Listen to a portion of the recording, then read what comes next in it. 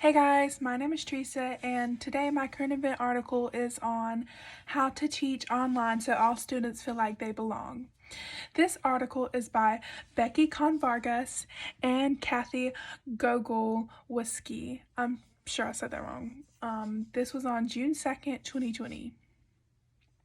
COVID-19 ejected students from the familiar hustle and bustle of the classroom into unexpected and prolonged isolation at home. This has destabilized their lives and challenged their sense of self. We've studied what happens when classrooms feel identity safe for students. An identity-safe classroom, online and off, is one in which teachers strive to ensure that a student's sense of self is an asset rather than a barrier to success in the classroom. The Stanford Interrogated School Project was a year-long study of 84 classrooms.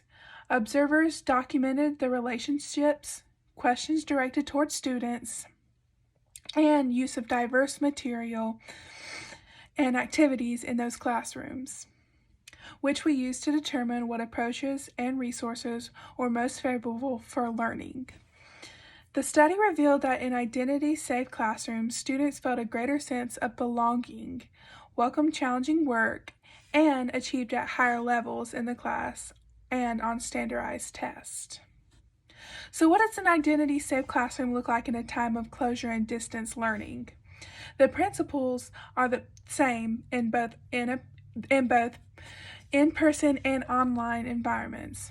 Rather than working with a colorblind approach and ignoring individual differences in language, race, gender identity, and personal experience, diversity is cultivated as a resource for learning.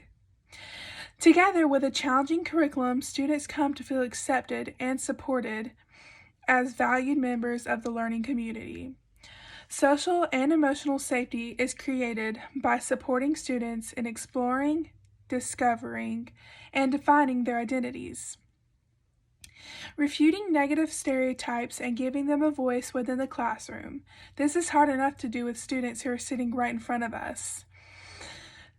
But the guiding principles of identity safety can still support educators to serve students of all backgrounds, even if it's not always clear how to do it. Here are some other ideas for us to live up to the standards of identity safety now during COVID-19. At this time, teachers can no longer stand outside the door and greet their students with high fives, respond readily to a student confused over a learning concept, or gauge group comprehension with a visual scan across the room. In order to monitor the pulse of each student, educators can check in regularly by phone or video conferencing to ask them about their feelings and their lives, and to offer feedback on schoolwork. For self-contained classrooms, they can set a schedule for containing each child. For middle and high schools, teachers can work with colleagues to divide students with manageable groups for check-ins. I think that each and every student deserves equal value and treatment, and by teachers showing them they care for their students, this will help your students feel like they belong.